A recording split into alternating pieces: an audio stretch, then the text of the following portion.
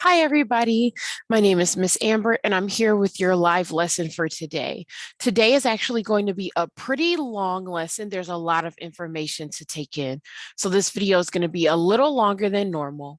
It is about the Harlem Renaissance. This is I think it is the last or the second to last, I'll have to double check, lesson in the English 11B. Yes, English 11B class.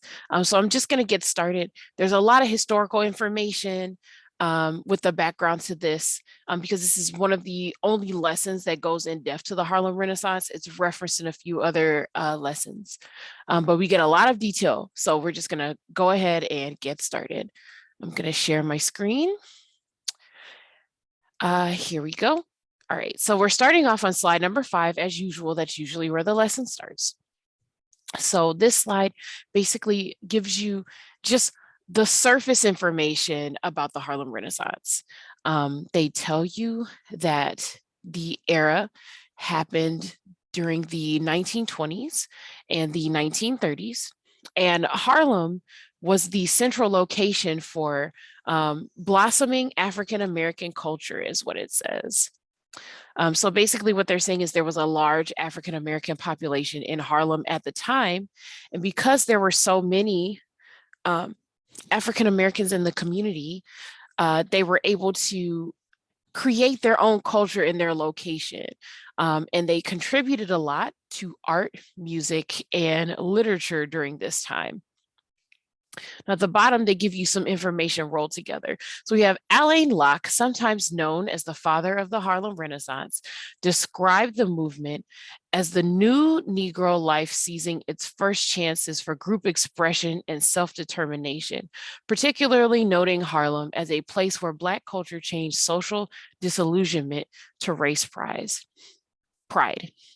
So they're giving you a little bit of information here. This seems like a long sentence with some quotes in it, but there's several pieces of information here. So I'm going to use this as an example for how to break down information for your notes. Now, the first thing you see here is Alain Locke. So they're giving you a name. Usually if they give you a name, they're going to also explain or tell you who this person is. So that's in the next part of the sentence, sometimes known as the father of the Harlem Renaissance. So if I were putting this in my notes, I wouldn't just copy down this entire sentence. I would actually put down Alain Locke and then a dash and then father of the Harlem Renaissance, because that's what he was known as. And then I would add, like maybe on the next line, quotes from him. And I would quote these specific parts. Describe the Harlem Renaissance as the new Negro life seizing its first chances for group expression and self-determination. And then I would also add, he felt like, because this is a quote from him, so he's talking about his feelings, and that's what's implied here. These are his feelings. Harlem as a place where Black culture changed social disillusionment to race pride. I would also draw an arrow from this last section, social disillusionment to race pride, and make a note here that says the Harlem Renaissance. The Harlem Renaissance is where race pride emerged or changed out of just being disappointed with how things are. Because that's basically what social disillusionment is. Social disillusionment is when you just don't believe in the system anymore based on what you've seen happen, and you feel like things can't be as great as you thought that they were going to be. So I think that pretty much sums up the notes I would take on here. It's important to be able to break this down. So we've got this man's name, we have his title, father of the Harlem Renaissance, and not just these quotes, because it's anyone can just say, oh, well, he said this, so let me write it down.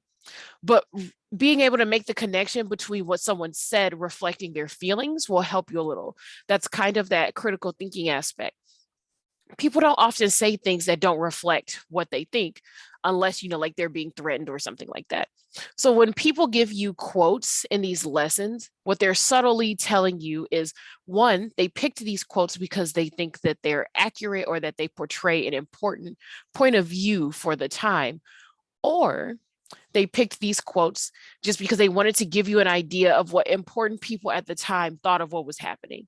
And sometimes that's actually very important. Usually these thoughts will reflect what lots of people thought at the time. I'm sure that there is a large group of people who agree or agreed with Alain Locke at the time. Okay. So they give you a rundown on this page on slide 6 on what the Harlem Renaissance was known for. So it was basically known for both literature and music.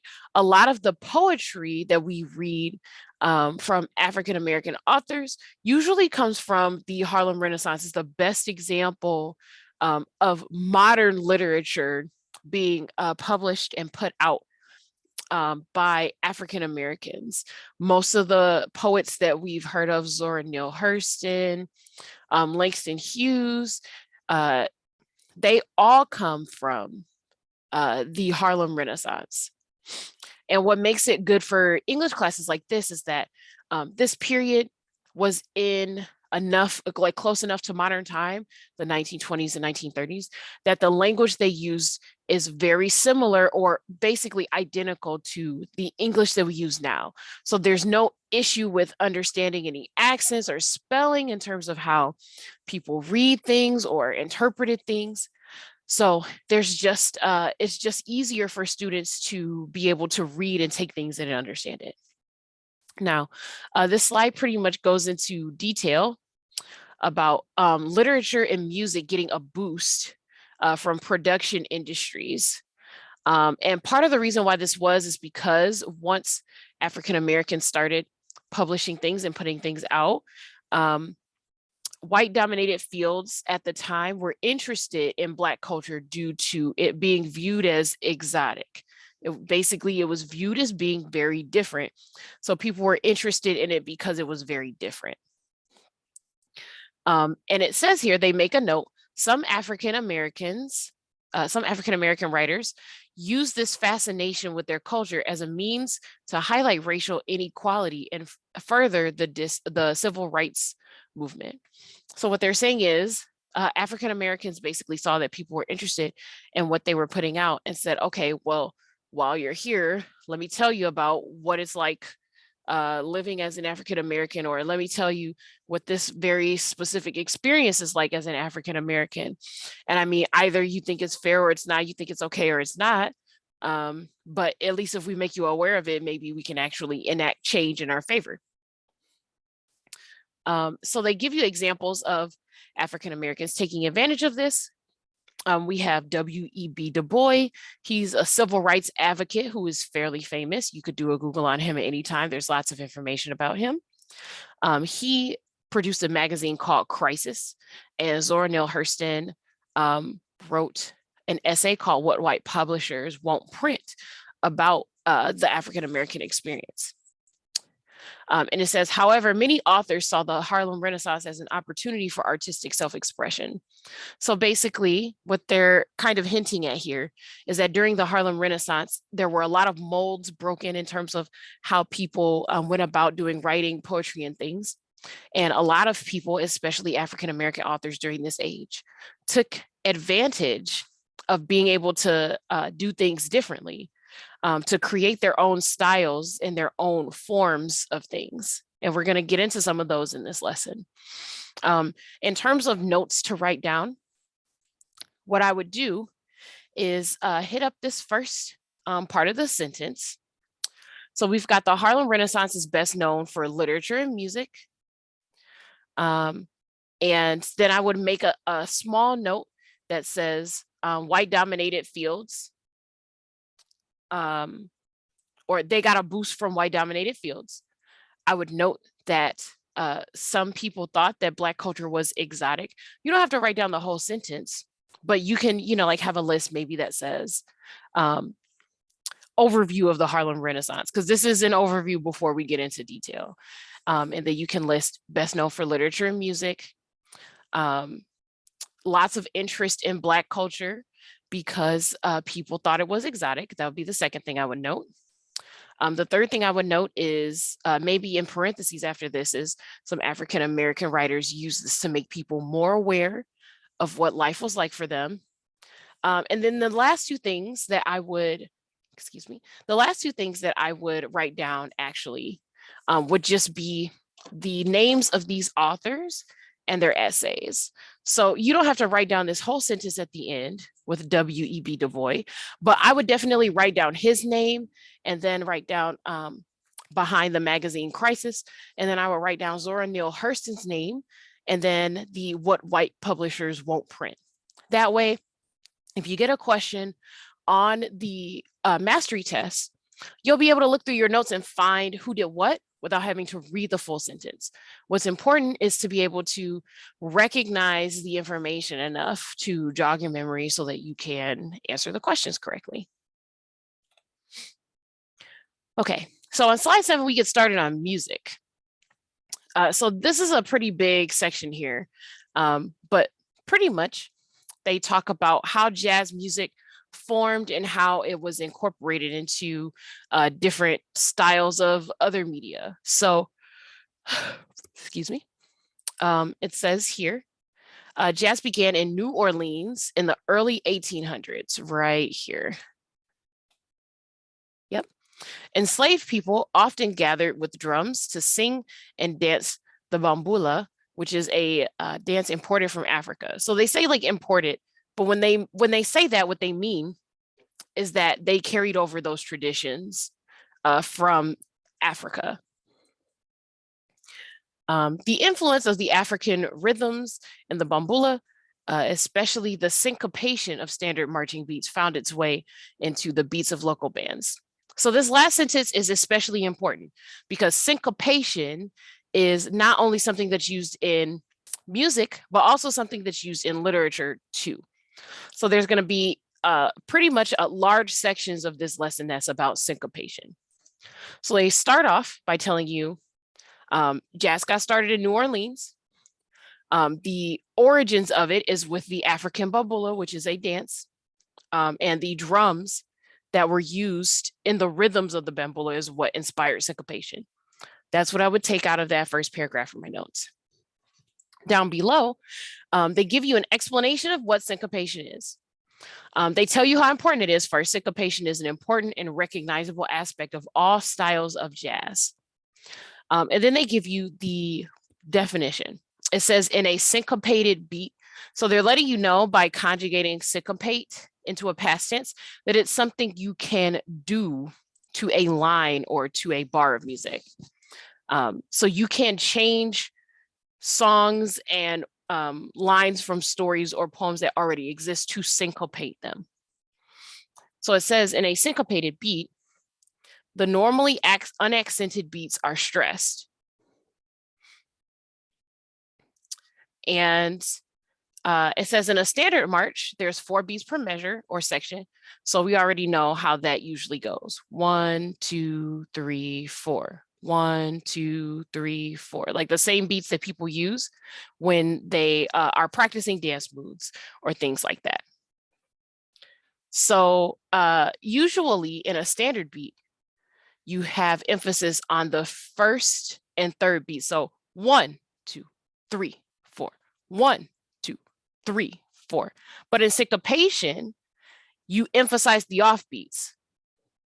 So it's 1, 2, 3, 4. So there's emphasis on the second and the fourth. So basically by emphasizing the second and the fourth beats, you can basically take advantage of that to create other types of rhythm based on the offbeats. There are some people who whose entire like rapping style is rapping on the offbeats. Jazz basically mixes standard beats and syncopated beats together to get that sort of like catchy, you kind of want to tap your foot to every single part of the beat type melody in their music. And it says the mixture of syncopation with standard marching band music is thought to be the birth of the American musical form of jazz. So here they talk about how syncopation affects other things. So they go into other styles of music besides jazz. So they talk about the work song. So they're starting from the oldest type of music and moving into the newer stuff. So they give you the definition of what a work song is.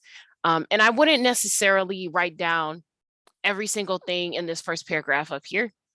I would start off by saying syncopation or syncopative rhythm, whichever one is easier for you to write down, influence other styles of music. And then I will create a list because that's basically what they're giving you here, an explanation of different types. The first one would be the work song, and I would write down the definition. Songs in this style were usually sung, let me highlight it. Songs in this style,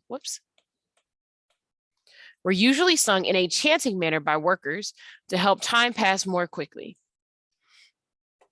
And this isn't altogether like more different than the types of like sea shanties and things like that.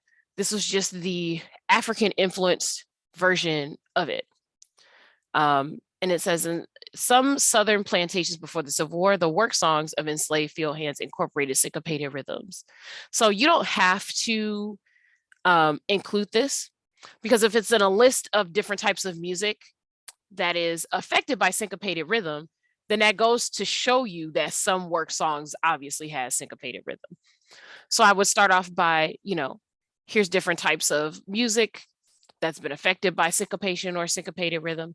And then work songs, and the definition of work songs, chanted, sung in a chanting manner to help time pass more quickly. I would include that, and then move to the second paragraph where they give you other stuff. So the other types of styles they give you are New Orleans and Chicago styles of jazz. So it's jazz, but different styles of jazz. And then they have bebop and fusion. So that's technically four other styles. So they define New Orleans style as the original style of jazz. So I will write that down. And then it says typically used in gospel songs and marches. So I will write that down because it's letting you know what types of music we listen to today that's closely related to it. And that might be a question on the test. It says here, the Chicago style of jazz that followed was more homophonic. So homo is a prefix that means the same, and phonic means sound, basically. So same sound. And they give you the definition of homophonic here. So you can actually write that down right underneath this sentence. Homophonic means it contains one melody with chords. So the chords are basically all built around this one melody. So it's the same melody with basically different chords. Then they give you the definition of Chicago jazz. So, or rather, they tell you what the thing that Chicago jazz was popular for. So Chicago jazz is the second thing that's affected by syncopated rhythm, the second thing. And it was the first form to introduce the piano as a background instrument. So since they didn't add anything else about this, that's pretty much all there is to know. It's pretty much like regular jazz, but they use piano as a background instrument. So then after this, they give you the last two. They give you bebop, and it tells you what bebop does. Bebop merge, that means to put together traditional jazz with abstract musical chords. So abstract means that it's not traditional. These aren't like chords that rules are shaped around or anything. People just kind of did what they feel. Abstract musical chords and dissonance.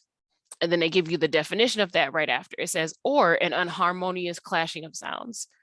So basically, they mixed traditional chords, abstract chords, and unharmonious ones to sort of keep your attention and add like variation to the song. And then for the last one, we have fusion. It says fusion made use of electrical and acoustic instruments, but was much closer to the original sound of jazz than the other styles. So those are two things to know about fusion. They use electrical and acoustic instruments, but closer to the original sound of jazz than all of the other styles that they've given you. So at this point, you should have a complete list of different styles that's been affected by syncopated music. You should have work songs. You should have New Orleans style jazz. You should have Chicago style jazz. You should have bebop. and you should have fusion. So that's 5 things on that list. So here in this lesson, they actually give you an original work song for you to actually compare.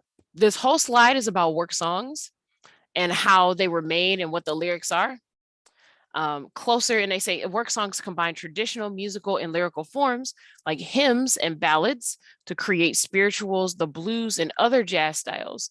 So they're talking specifically about other styles of music that are descended from work songs.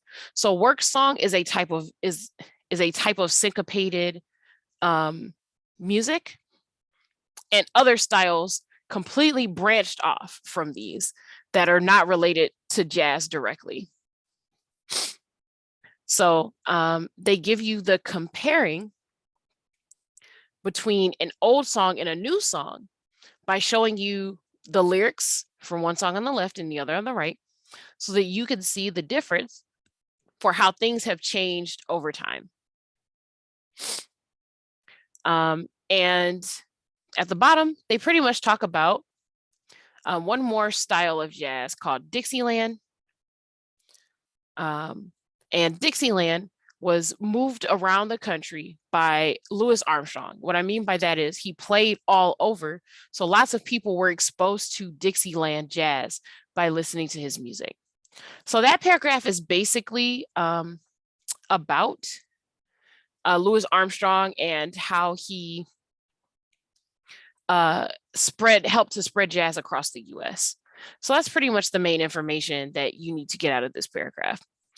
It says a jazz style known as Dixieland went from New Orleans to Chicago by the means of the famous trumpet player Louis Armstrong.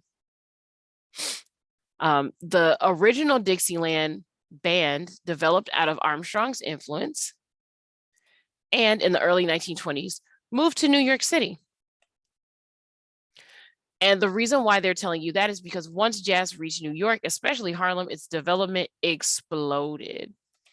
So they're just giving you the history of how this became famous.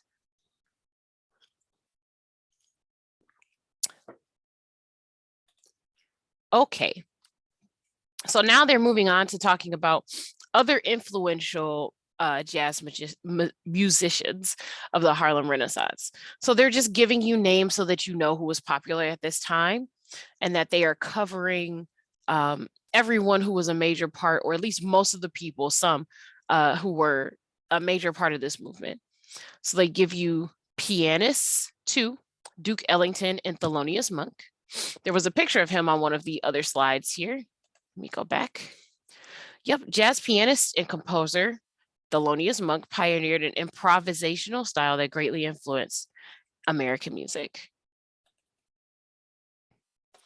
And then they tell you the singer Bessie Smith. So they're basically giving you names and then telling you what their occupations are, so you know what part they contributed to music or writing, if that's what they did. So Duke Ellington and Thelonious Monk were pianists. They played piano. Bessie Smith was a singer. It says here that Ma Rainey was the first popular stage entertainer to add authentic blues music to her song collection. So if she's a stage entertainer, basically what they're saying is she did a lot of things up on stage. So she probably did some dancing, overall performing, just in general, talking to the crowd, that kind of thing. So Ma Rainey was a stage entertainer. And then they give you a connection to poets who were influenced by Ma Rainey songs. They specifically tell you that Langston Hughes and Sterling A. Brown were Harlem Renaissance poets, and more importantly, that they were influenced by Ma Rainey. The last paragraph tells you how all of this is connected to the Harlem Renaissance. Remember before, we were talking about how Louis Armstrong helped bring jazz to New York City, and also from New Orleans to Chicago. Once they landed in New York, once he and his band landed in New York, though, their music exploded. That is the wording that was used. They were super popular. Now it says the Harlem Renaissance added improvisation to jazz.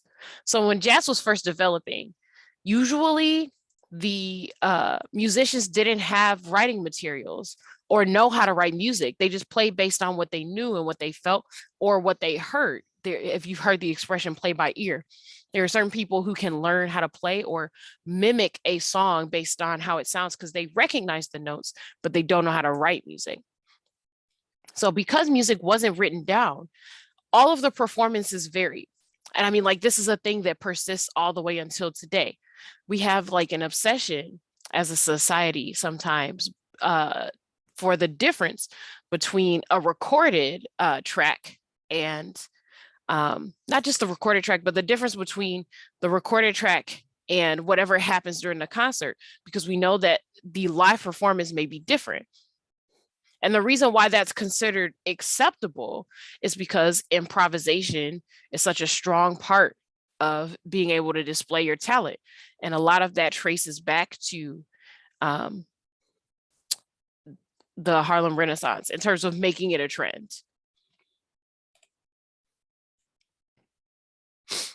So then they give you the definition of improvisation on slide 11 so that you know what it is. It's spontaneous composition or variation on an established theme. So that's the official definition. But the long story short of it is that you know what the song is, but you're sort of making things up as you go, as long as it goes with the song, which is why they don't want to say you just made it up. They specifically phrase it like this because it's not just that people who are doing improvisation make everything up on the spot. They know the general song. So when they're making things up, they're using sounds and chords that they know go with the song that they're playing. So then they go on to say, when jazz musicians first made their way to the New York City music halls, they performed with orchestras and bands of the city. The jazz musicians were accustomed, to a more spontaneous style of music through improvisation, while the orchestras and bands did not know how to play without a written and rehearsed music. The combined efforts of these two sets of musicians created a style known as swing, in which the improvisations and rhythms of the jazz musician were incorporated into written music. So they're giving you a few different information there, pieces of information there. So you, first of all, that first sentence gives you the definition of improvisation. What I would do is write down at the, like right underneath that, swing style comes from the Harlem Renaissance is what I would say. Because if improvisation wasn't used until the Harlem Renaissance and swing is a product of improvisation, then if you put those two facts together, the swing style had to have been popularized during the Harlem Renaissance. So I would write that down. Swing emerged or came out or became popular in the Harlem Renaissance. And then I would draw a little dash or, put a colon, ... And then I would say jazz musicians used to improv a lot on their songs. Orchestras did not. They needed written music. Joining the two together is what created swing. That's what I would put in my notes. And then they give you another style that came from the Harlem Renaissance specifically, called the boogie woogie or boogie. It says it's associated with the Harlem and jazz poetry, especially the jazz poetry of Langston Hughes.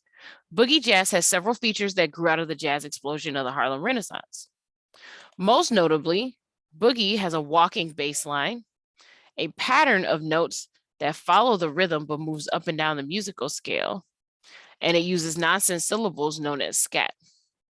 So if I were putting this in my notes, since this is, we're basically making a list of styles that were inspired or that were made popular during the Renaissance. So underneath my notes for swing, I would put another Harlem Renaissance style is boogie woogie. And I would note a list of things about it. So I would make a list within a list, basically. In this list within a list, I would say associated with the jazz poetry of Langston Hughes. And then I would actually list the features that are here. Walking bass line, pattern of notes that follows the rhythm, but move up and down the scale, and then nonsense syllables.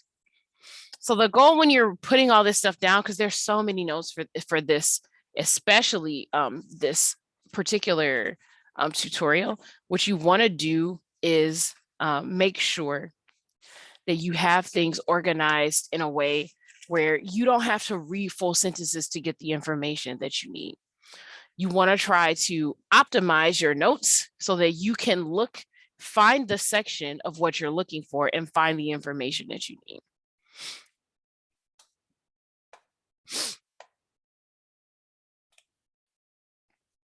Okay, so now we're moving on to poetry. So the first thing they're letting you know about poetry on this slide is that improvisation and syncopation combined with poetry to create jazz poetry.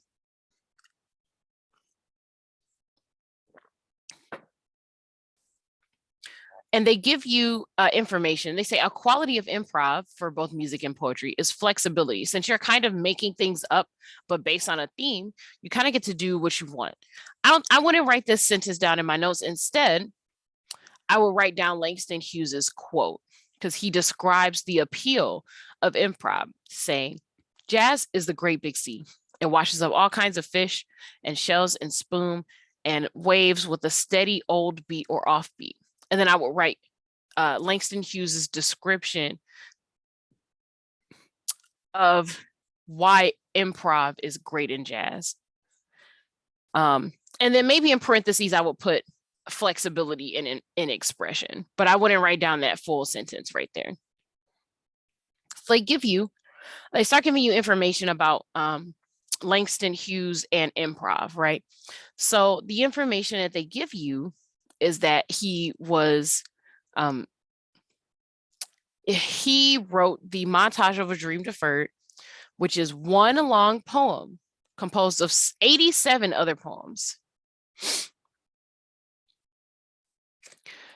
So they give you the theme of this. So I think that what I would do is give you, or I would create a section that just says about Langston Hughes's Montage of a Dream Deferred. And then I would list the information that's here. So the information that they give you is that all the poems play and improvise on the theme of African Americans' deferred American dream. That is a full sentence that I will put in there. It gives you the definition of deferred just in case you have it. It's delayed, but you don't have to write down this part of the sentence to get it. To be honest, you could write down the previous sentence. So all of these poems play and improvise on the theme of African Americans deferred, and then you could put delayed here in parentheses. That way you're combining the information you're getting from two separate sections of sentence into one so that you write less. They also give you information about the American dream. You could put that in parentheses. The barriers that many African Americans faced as they sought to maintain or to attain a better life. That's what they define the American dream as. And then down here, they, just in case you didn't know, they tell you these barriers resulted from the widespread racism that existed in the United States at the time. And we're talking the 1920s and 30s. So there's no real denying that racism was an issue at that time. We have lots of documentation for it. I suppose that if this is news to you, if you just had never thought about it, I understand we're in 2021. Maybe you've never thought about what life in the 1920s was like. So this is news to you and you just weren't sure. If that's the case, go ahead and write it down. But if this doesn't surprise you, if it's not new information to you, you can skip that.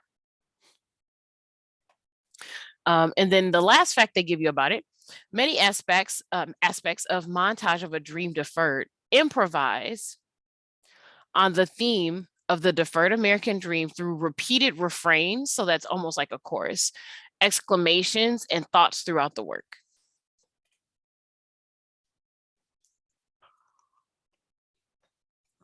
And they give you more information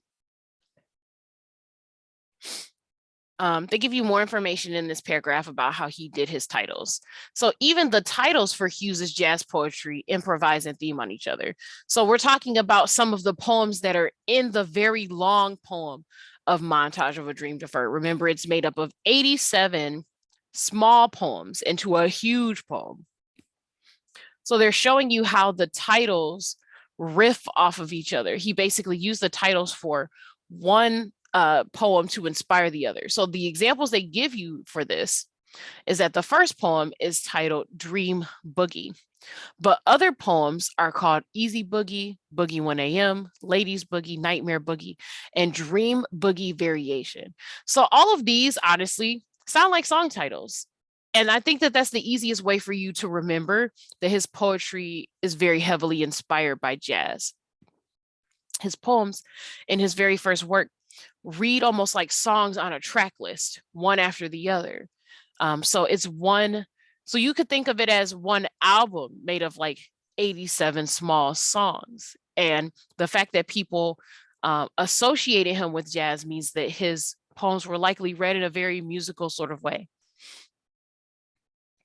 They also talk about how each boogie poem takes a piece of the previous poem and improvises upon it.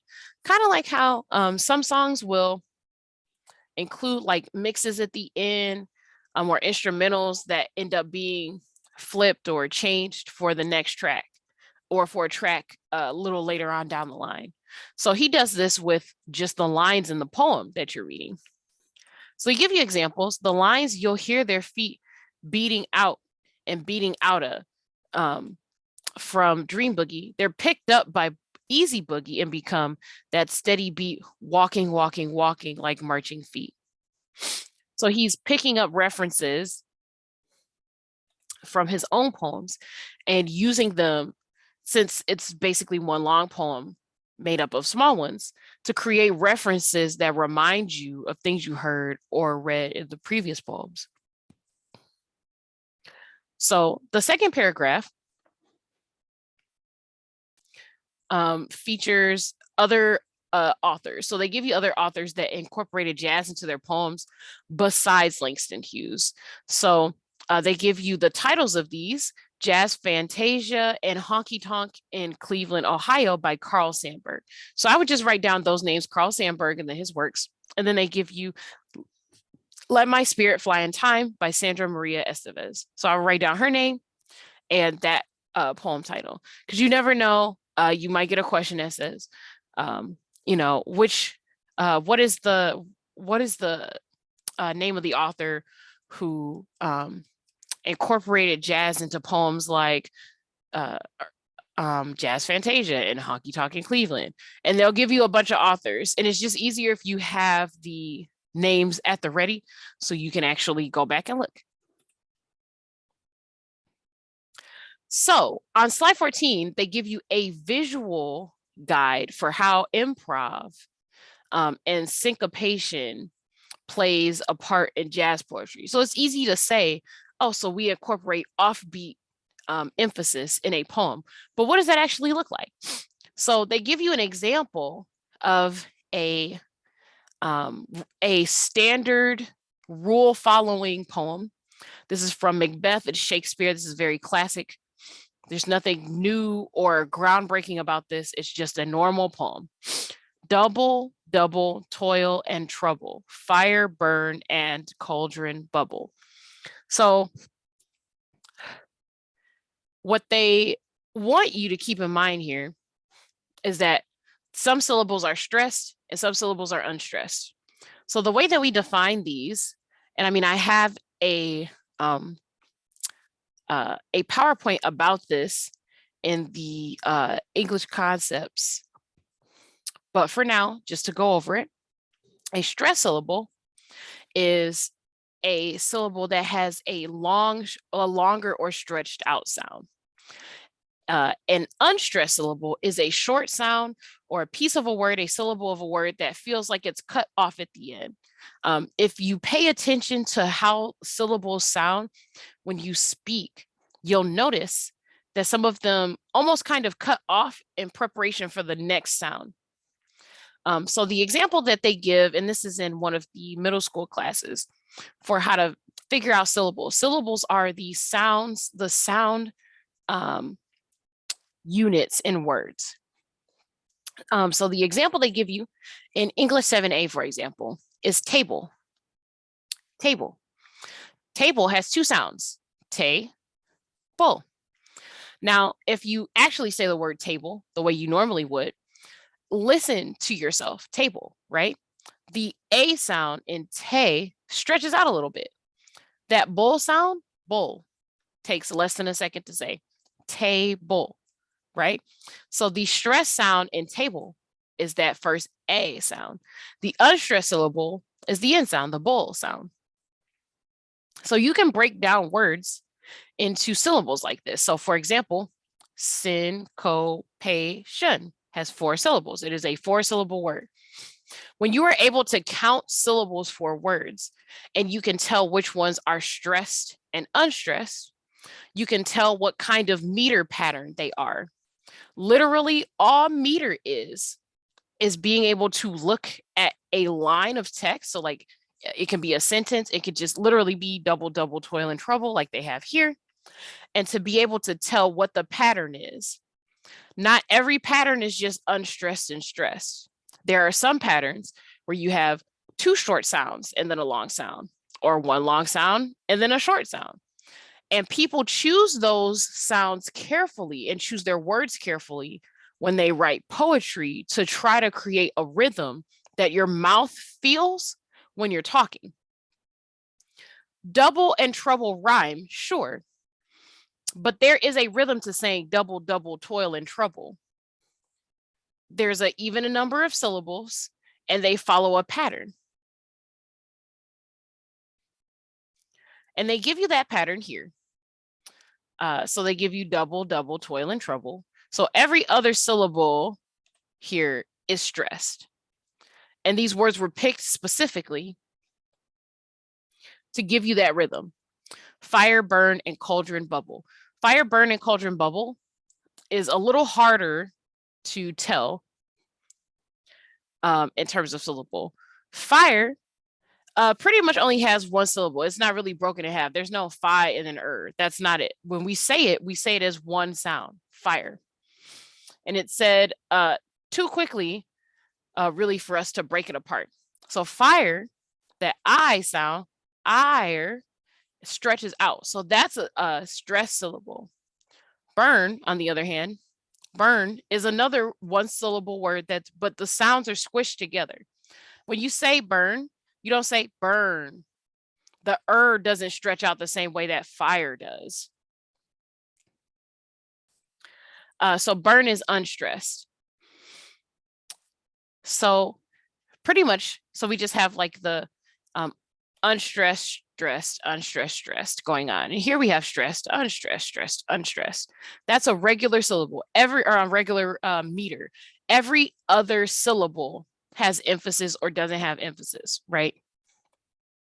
So they give you the difference between this with the Harlem Renaissance jazz syncopation. Because remember, syncopation is when there's emphasis on the opposite beats, right? The idea of doing this is to make an irregular rhythm. There's no double, double, toil and trouble. It's not a regular rhythm. So they give you this down here. Good morning, Daddy.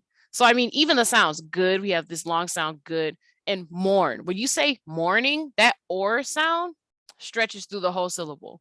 Good morning, Daddy. Ain't you heard the boogie woogie rumble of a dream deferred? It's not a regular rhythm. You can tell just by listening to it.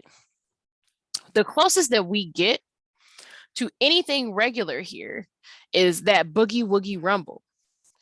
And because it's being used in that line where we have it, the third line, it kind of it keeps your brain's attention. Boogie woogie sounds catchy in comparison to the rest of the lines because it has regular rhythm. Your brain can actually pick up on that. And that's something that happens when we listen to rap or pop music. They manipulate the sounds of the lines to take advantage of the different types of rhythms that catch our brain's attention. And that's how we get melodies that people can remember, or that kind of stick around in your head, earworms and that kind of thing. So down here at the bottom, it says, notice that there's no distinct measures or beats in jazz poetry example, and that the syncopation plays with the location of the emphasized syllables, such as dream deferred. Look for more jazz-inspired interplay in the reading section. So they want you to keep this in mind in terms of being able to tell if there's a regular pattern in that kind of poetry while you're reading through excerpts from Montage of a Dream Deferred.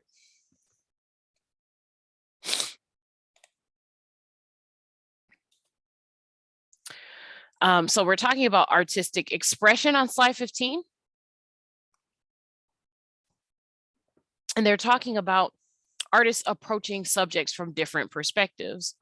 So that's kind of what art is about, being able to show people what you're used to and what you know, and bringing it to the attention of people who may not have thought to look at something in the same way that you do, or that a group of people does. So they talk about how different perspectives is something that's very clearly seen in the art, music, and literature produced during the Harlem Renaissance. The entire theme of the Renaissance is different perspectives, because African Americans used it as the opportunity to show their perspective through their artwork. And then they go on to say that different artists interpreted the African American experience in different ways. So for example, jazz was interpreted through different media, such as jazz, poetry, and visual art. So they had art that represented jazz too, such as the photo that's on the right. This painting was originally an illustration for Jazz at Home, quote unquote, an article published in a special issue in a magazine about the Harlem Renaissance. So the artist was a German immigrant who was interested in the Harlem Renaissance, and he painted a lot of portraits of his interpretation of Harlem culture. So that's where the perspectives come in. Even though he was German, he was like, well, all of this is happening around me. I'm looking to see what it actually means and how people are affected by it. So let me show from my perspective how this is happening. So Rice painted interpretation of Harlem jazz to show that passion and discordance of jazz music was elegant and not primitive. So basically, there was an argument about whether or not breaking the rules and doing things that were different is something that African Americans were doing because they were primitive. Like, oh, you can't understand the rules, so you're just making up your own thing. But there's a difference between learning what the rules are so that you can break them and do your own style, and just not knowing what they are at all. There have been a lot of times in history where people have broken the rules of traditional poetry, writing, music, and what have you to create art. And this isn't any different. So he wanted people to be able to know that. And he painted his art in an attempt to show people the difference.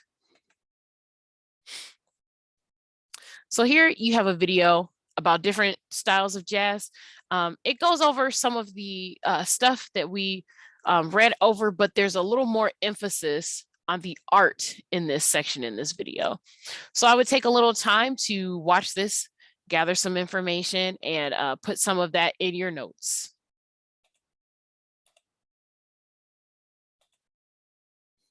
Okay, so we're getting around to the reading selections. This is going to be kind of the bulk section of the lesson. As you can see, we're about halfway through the lesson at this point. So most of it from this point is just going to be the reading selections. So here on slide 19, they give you information about Langston Hughes. So the important information that they give you in this slide is that he was born in Missouri in 1902. He spent most of his childhood with his mom in Kansas. He stayed with his father for a year in Mexico. And that his first poem in 1921 is The Negro Speaks of Rivers. And then they give you two more pieces of information about him. And I think these are optional, but just in case you want to write it down. He left college after a year and he traveled to Europe and Africa. So that influenced his writing as well. And he was published in Opportunity magazine in 1925. The poem that he had published was The Weary Blues. Now, the next slide gives you strategy for reading. So pretty much, they say that reading aloud is good for the rhythms. It's easier to hear the difference than it is for you to look at the poem and try to dissect it.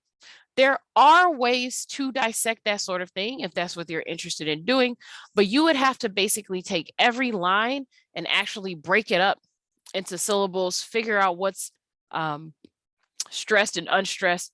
And then after you do all of that, say, oh, I can see how the pattern is different. It's not every other syllable. It's not two unstressed and then a stressed syllable repeating. There's nothing that repeats here. Reading it out loud is a good strategy for you to be able to hear the differences. Try to remember that when you are reading these, try to read your poetry not just by the line endings. I think that that's what people do most often. They read by the line endings and pause at the end of each line. I think that it's good for you to try to scan ahead to see what the whole statement is. Remember that a sentence can be broken up into different lines in a poem. So you want to try to see where each thought is and read each thought as a full sentence. That's how you can hear the actual rhythm. So like, for example, just going back to this slide, to number 14. If I were to read it the way that most people or most students tend to read poetry, it would be, good morning, Daddy. Ain't you heard? The boogie woogie rumble of a dream deferred. There's a pause after every line. But these last two lines are part of the same sentence. So you have to read it the way that you imagine someone would actually say it. Good morning, Daddy. Ain't you heard? The boogie woogie rumble of a dream deferred. The boogie woogie rumble of a dream deferred is all one question. Read it like it is one question. That's how you hear the rhythm. If you pause at the end here, at the end of rumble, it messes up the rhythm and you're not going to hear how this sounds all together. So keep that in mind while you're reading out loud. Also, just because basically you can't see the pattern doesn't mean that there's not one there. Sometimes you really do have to hear it to see. If you're having trouble, then you can write down a couple lines. I would do a couple at a time. Don't write down the whole poem and try to figure out if there's, something going on. I would pick like a good number of lines, maybe 4 or 5, 6 if you want to stretch it, and then try to break down those syllables and see which ones have the longer sounds, which ones have the shorter clipped sounds, and then try to work out, like some sort of pattern, or even to work out that there's not a pattern, from there. But try not to take on the entire poem at once. It's very easy to feel overwhelmed if you do something like that.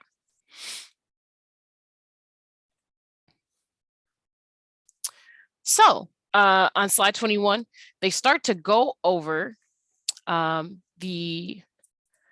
of the syncopated rhythms and the call and response stuff from Montage of a Dream Deferred. They give you information, a little more information about specifically what type of literary devices are used here.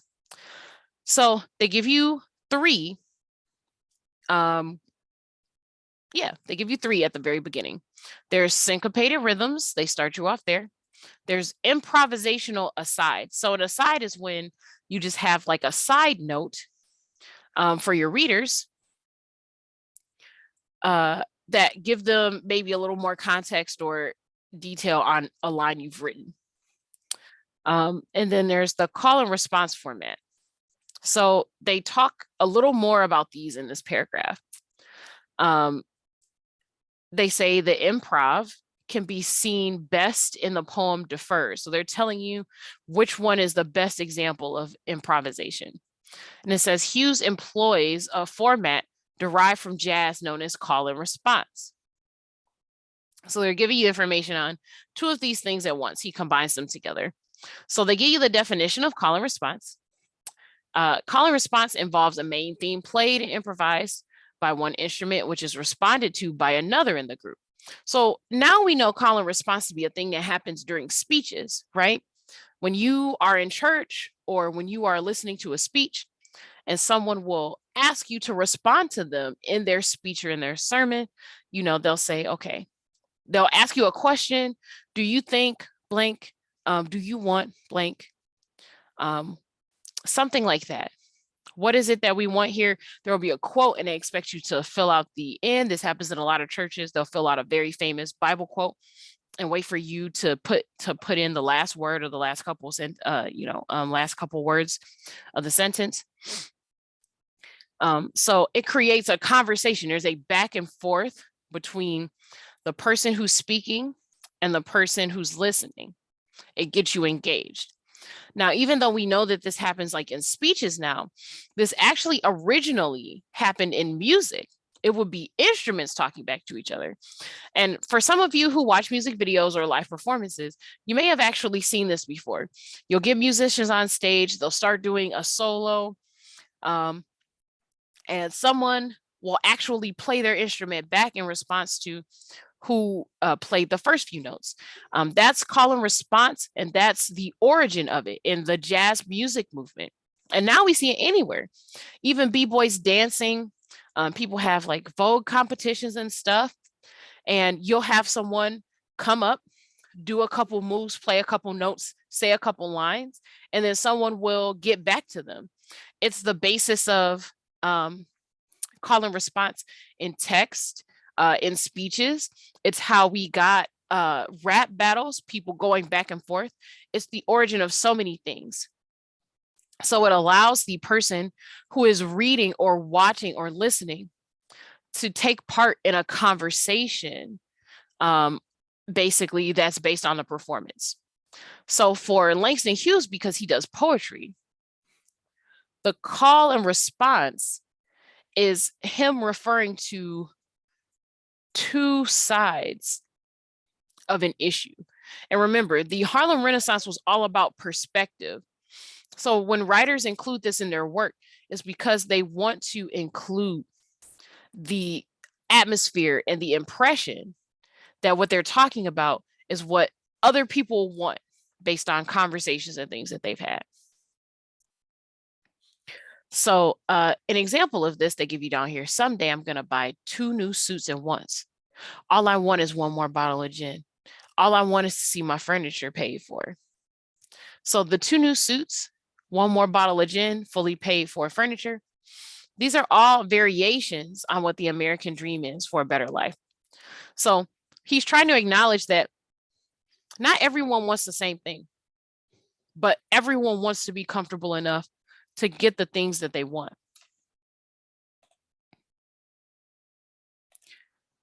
Here they're giving you more information about Montage of a Dream Deferred. Hughes uses syncopated rhythms and improvisations-inspired elements to interpret and represent jazz music. So they're comparing this to the artwork from before, Wino Rice's painting, The Interpretation of Harlem Jazz. Hughes's poetry is an interpretation of one art form, while jazz music is another. So they're considering poetry the art that he's giving his perspective on. As one of the voices for the New Negro, spoken of by Alain Locke and painted by Rice, Hughes portrays the changing African-American experience as one evolving culture, aspiration, and artistic expressions through his interpretation of jazz as a poetic style. And then they give you information about what the overall point of his poetry is. So these are important points, even though it's not directly about his work. It's about what his work is about. It says here, Hughes implies that the residents of Harlem and the other budding Black cultural centers across the country want the same American dream as their white audiences. He shows through his jazz poetry, as Rice showed in his jazz painting, that the American dream of the new Negro is the same dream that has existed since the founding of the United States, which is to have a better life. The difference between the white and Black American dreams is one of accessibility. That means access, being able to apply for things, being able to receive things, being able to have the opportunity. The white dream was in grasp and the Black dream deferred. So his point was basically saying we all want the same thing and it should be an equal opportunity for everyone to get that, but we don't have that.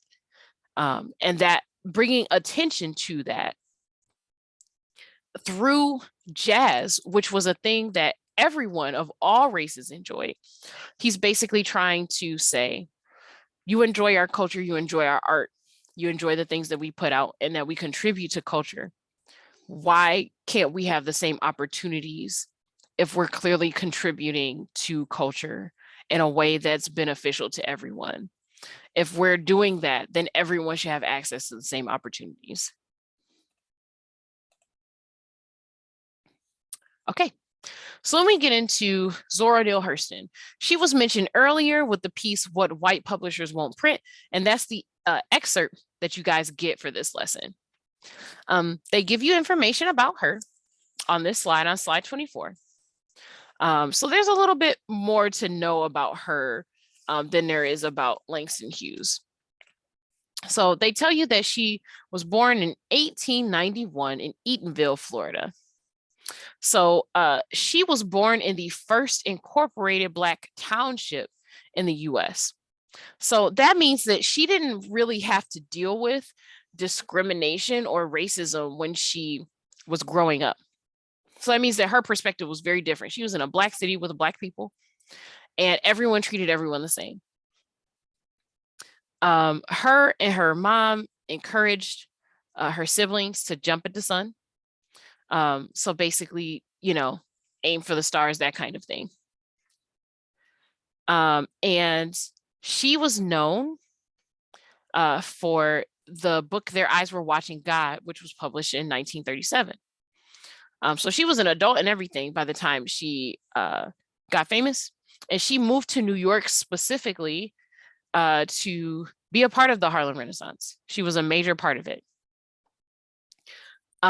Even though she's best known for Their Eyes Were Watching God, she wasn't successfully or financially successful during her lifetime. So like we teach this book in schools and stuff now, it's definitely considered like a banger in terms of literature, how much that's concerned, just because it's a really good example of the attitude that people had at the time and things that people had to go through, giving that whole perspective thing that we talked about. But she didn't make any money off of that book. Her book is much more famous now than it was when she was alive. And the other information that they give you that's important here at the end is that there are authors who were inspired by her work. Alice Walker, Toni Morrison, and Ralph Ellison were all writers who were inspired by things that she did.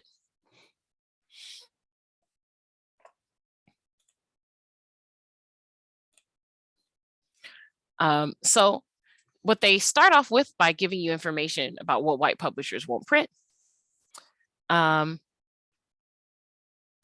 is it's a parody. They start off by telling you it's a parody. She starts off by writing about the Museum of Unnatural History. And that is a parody of the Museum of Natural History, which is a large museum in New York. So she ends up describing stereotypes of non-white Americans.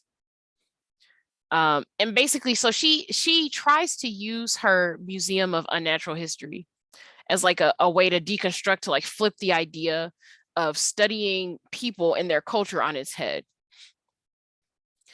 So she tried to argue basically that it just doesn't make sense to have the stereotypes that people have about non-white people. And she also made the point that the United States doesn't have a cohesive society because it's made up of so many different groups of people, and those groups are not treated the same as everyone else, and they're not fully appreciated. So they give you a quote from the excerpt that you'll read when you go through the excerpt. It is assumed that all non-Anglo-Saxons are uncomplicated stereotypes. Everybody knows all about them. So she's basically talking about the general attitude that white Americans had towards minority populations at the time. There's just this whole argument that white Americans know best. They understand what people can do, and that's the reason why they don't let people have certain opportunities, because they already know what people can do and they don't approve of it. But she argues that it's a disservice to this country and the founding principles for her, or for the country, to not bother actually understanding minority populations and drawing conclusions about them for no reason. It says Hurston's stereotype of African Americans is purposefully unrealistic. So in the Museum of Unnatural History, she comes up with like the summary of what white people or white Americans tend to write off Black or African Americans as. So like the entry for African Americans in the the Museum of Unnatural History is just unrealistic at all. It says both of these mechanical toys are built so that their feet eternally shuffle and their eyes pop and roll. Shuffling feet and those popping, rolling eyes denote the Negro, and no characterization is genuine without this monotony. So pretty much she's pointing out that there are just stereotypes about African Americans that are not true, and that white Americans were just uninterested in getting to know actual Black people to see if these stereotypes are true or not. Other stereotypes that are listed in her piece point out that most people think African Americans are not intelligent or moral people, which doesn't make any sense. There's no, like, moral is an individual thing. Everyone decides what they think is okay and what isn't. You can't just look at a whole group of people and say, oh, well, these people aren't moral. Later in her essay, she discusses the need to fight stereotypes in order to prevent those incorrect views from becoming more widespread. For that to happen, Hurston argues that white-owned publishing companies, which only publish stories with white main characters, should also publish stories about realistic minority characters. Now, that's something that has come up in recent times with representation and the back and forth about confronting whitewashing from the past and things like that. Even with the topic of cosplay and what people think is okay and not okay when it comes to like casual pursuits. There's just this idea that for some reason minority populations can't or shouldn't do certain things, and people are not just taking a look at who everyone is individually instead of looking at them as a group. Now it says here, the tone of Hurston's essay is calm and composed. So she writes it like it's actually an educational piece. Yet she's still determined and assertive. So I mean, she initiates and puts forth her ideas with confidence. She does not use excessively formal diction, making her language accessible to her readers. However, she uses loaded words to emphasize the importance of her arguments, such as the statement, "A great principle of national art has been violated." This sentence stresses the importance of combating the stereotypes that Hurston believes to have pervaded the American public's mentality. So now we're moving on to Countee Cullen. Countee Cullen was born in 1903. He was introduced to African American culture and politics from an early age. He studied and excelled, so he did a great job at predominantly white academic institutions, and he was mostly exposed to white poets while he was having, his education. So he cited John Keats and A.E. Housman as some of his models, in part because there was no African American poetic tradition that he could use as a guide at the time. So try to remember that he grew up at the same time that all of this was happening. So a lot of the poems and pieces that we've read about so far were coming out when he was also an adult. So when he was in school, Langston Hughes wasn't putting out poetry. Zora Neale Hurston wasn't putting out books. These books weren't published until all of them were in the same age bracket. So until all of them were adults. So Cullen believed that art transcended race. So basically, he felt like artistic mediums were more important than identifying as a race. All cultures have art.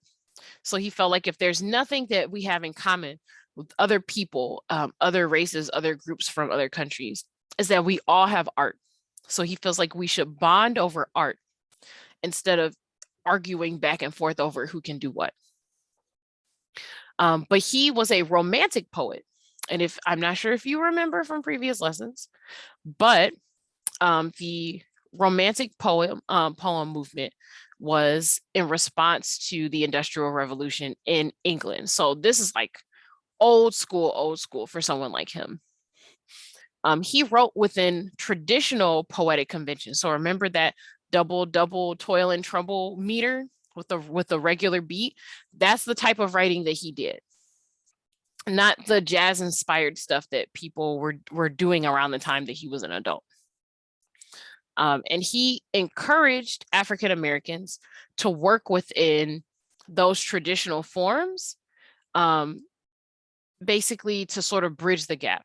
Like basically he felt like if more African Americans showed interest in English and American culture, that there would be an exchange.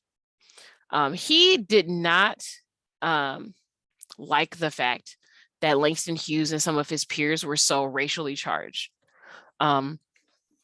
He felt like it was offensive to change poetry from how it originally was, and that it wouldn't help race relations to play around with different forms like that. So he didn't want things to change, and he thought that it might make things worse. It says, Colin called on poets such as Langston Hughes to not be racial artists and to omit jazz rhythms and other forms of experimentation from their poetry. In Colin's mind, this change would help eliminate the racial divide in poetry. So he felt like, well, if you're making poetry more African American, more Black, it's going to make it harder for white Americans to even be able to identify with it. So you're sort of pulling things apart by making them too different. If we work with traditional forms, then at least we and white Americans can bond over having love for the same kind of art. Now, this is just one opinion. Not everyone who wrote during this time had this opinion, obviously, because Langston Hughes did not. Zora Neale Hurston did not either. But it's important to represent this type of thinking because there was a group of African American poets that felt like this, that felt like, we shouldn't be changing things too much. The traditional stuff is good. Why are we, like messing it up by doing something different? They just didn't like the different ways that jazz was changing things, and they wanted stuff to remain the same, both because they liked it better and because they felt like if they could get white Americans to see their appreciation for traditional forms, then maybe it would help fight some of the stereotypes that like Black Americans are not intelligent or that we don't appreciate things the same way. So we're gonna read one of his poems, which is For a Lady I Know. That is one of the excerpts here. Now, they give you a little bit of information about this poem. There's not a whole lot, but a couple things that you can, know now for when you're going into reading the poem. Cullen does not name the woman. He only refers to her as she and her. And because of the vagueness, it says here, the poem could be describing any white woman's potential view of race relations. But from the language that he uses, she is most likely an upper class woman who is used to having others, presumably African Americans, wait on her. So let me set the record straight. County Cullen did comment very gently, very lightly on racial issues, but he did it in a very traditional style where he expressed his opinion about the thoughts and actions of others. It just wasn't done as dynamically as Langston Hughes did in his poetry.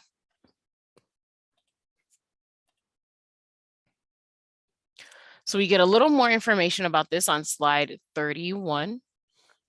He uses a regular ABAB rhyme scheme. So if you don't remember the ABAB rhyme scheme, there is a section on that. There's an English concept summary on that. But pretty much that refers to a pattern of rhyme where the last words of each line rhyme. So the letter A represents one sound and the letter B represents another sound. So if the rhyme scheme is A, B, A, B, it means the first and third lines rhyme and the second and fourth lines rhyme.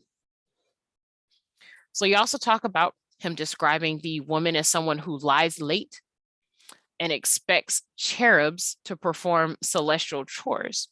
So he's using a lot of sort of like fancy, a fancy sort of beautiful, pretty words and language to describe the things he's describing in this poem. The cherubs would be the African Americans that service the woman in the poem, and celestial chores is the work that they do. So he is comparing the African Americans in this poem to angels and the work that they do to something godly. Celestial is like heavenly or godly. So he's still elevating the work and effort of Black people, but he's doing it in a very traditional sort of way. Cullen was one of the few Harlem Renaissance writers who adhered to traditional poetic conventions. Still, his themes of racial struggle and his position in the African American community cement the role that he played in the Harlem Renaissance. So I would try to think of this as sort of like pretty much any type of artistic movement where too much is in fact too much to some of the older generation, and they don't want things that are too different. So for example, there are a lot of people who listen to alternative rock, right? There are a lot of people, no matter what race or age, that listen to alt rock. It's still got some, like electric guitar. There's breaking some norms. It's not the same kind of sound as pop or R&B or anything like that. It's got a rougher sound. That would be like the equivalent of what Cullen is doing. There are fewer people from that age range who would be into hardcore metal. Even if some of the songs have the same themes, which are just like kind of butting against society, wanting to take things into your own hands and do things differently for yourself instead of just following what everyone else is doing. Same themes in a lot of the songs. But the way that hardcore metal expresses that is too rough and aggressive for some people. So Cullen felt a little more like Langston Hughes is like hardcore metal. Man, it's too different. I can't do that. I feel like everybody should just, like stay in their lane in a way that everyone can understand and relate to, because we can get a better message across that way. But there are some people who just, they are who they are and they like what they like. So Langston Hughes was just not the sort of person to do things in a traditional way. Jazz was becoming popular. He was really inspired by it. He was like, no, this is the perfect way to express my thoughts and feelings on this topic. So it says here, the diction, that's the word choice, in Cullen's poem is formal, and somewhat traditional. Word choices such as cherub and celestial evoke older romantic poetry. So they acknowledge here that his style is super traditional.